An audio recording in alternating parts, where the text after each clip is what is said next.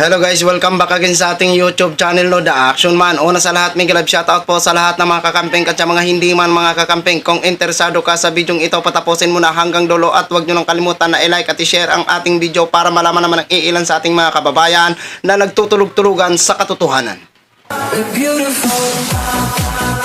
So muli naman nagbabalik ang nag-iisa nyong host na si The Action Man para magbigay ng komentaryo at reaction sa mga mainit ng issue ng bayan.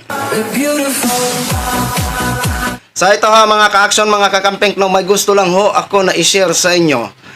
Nung mga nakaraang buwan ay umugong nga ho itong sa sobrang dami ng baril ni dating President Duterte ho mga ka-action, at nabalita po ito sa lahat ng social media platform, lalo na po sa mga malalaking network TV station ho mga ka-action. At isa na po dito ang nagbalita ang Rappler ho mga ka-action. At ito po, may matinding reaction dito si Banat Bay, na kung saan ito si Banat Bay ay isang certified DDS ho mga ka-action. Ang sabi niya, gumaganti daw ang Rappler. Totoo ba na gumaganti ang Rappler? Kasi nung panahon ni Duterte ho mga ka-action, alam po natin na muntik na po ito silang mawala ng franchise, dahil ito isa din po ito sa pinag-inita ng administrasyong Duterte nung siya ay pangulo pa mga ka-action. At salamat naman sa Diyos at hindi sila natuluyan ho mga ka-action.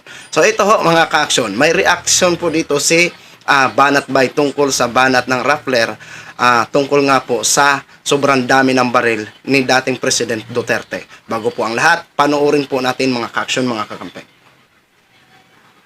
May nilabas ang Rappler na kesyo, madami daw lisensya. Pinalisensyahan daw ni PRRD yung kanyang baril. I think 300 plus or something.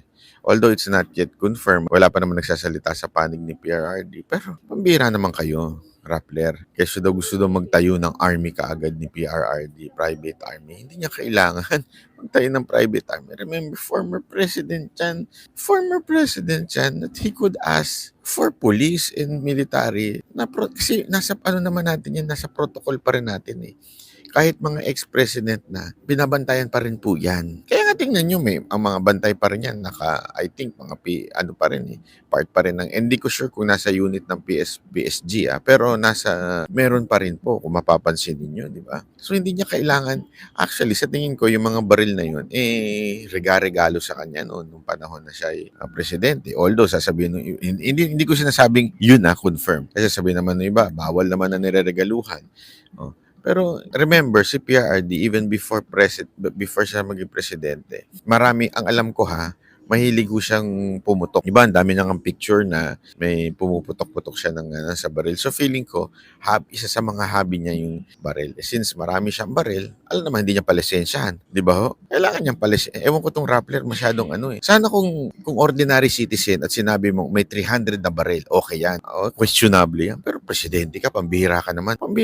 Presidente ka. Dati kang presidente, hindi ka kailangan proteksyonan. Questionin mo yung dami ng baril. Itong Rappler talaga. Itong Rappler, mainit ang dugo kay PRR. Hindi na nakaupo yung mama, siya pa rin ang binabanatan ninyo. Bakit hindi yung gobyerno natin, itong gobyerno natin na i-criticize nyo? Bakit kailangan yung dating presidente, tapos na term nun? Ano pa magagawa niyan? Diba?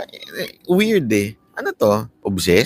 Obsess kayo kay PRRD? O ba't hindi sa gobyerno natin ngayon kayo mag-obsess? Bakit hindi sa mga galaw ng mga politiko natin ngayon? Bakit kailangan nung panahon pa ni PRRD? Wala na sa power, wala na sa gobyerno. Na siya, ordinary citizen na siya. Gumaganti po. I know, actually, that's the point. Kasi alam natin na hindi sila tinolerate nung panahon ni PRRD. Kaya tuloy, gumaganti ngayon. Ganyan nung sila eh.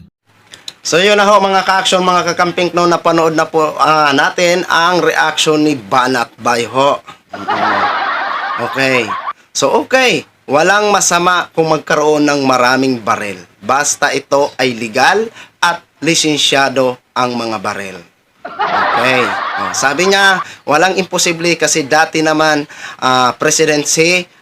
dating President Duterte ho mga ka-action. Okay, kahit mga ordinaryong citizen, kung kahit marami silang baril, basta legal at lisensyado, walang problema.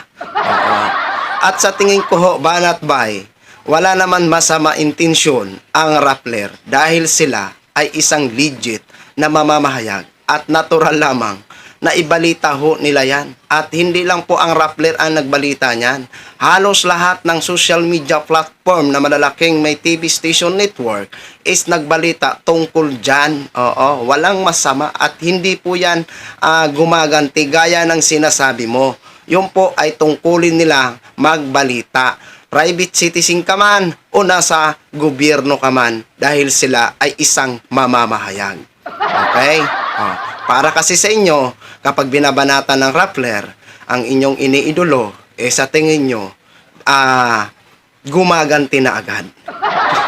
Nakalimutan nyo yata na sila ay isang mamamahayag. Legit na mamahayag ho sila. Kaya karapatan nila ang magbalita anuman ang mga isyu na nangyayari dito sa Pilipinas.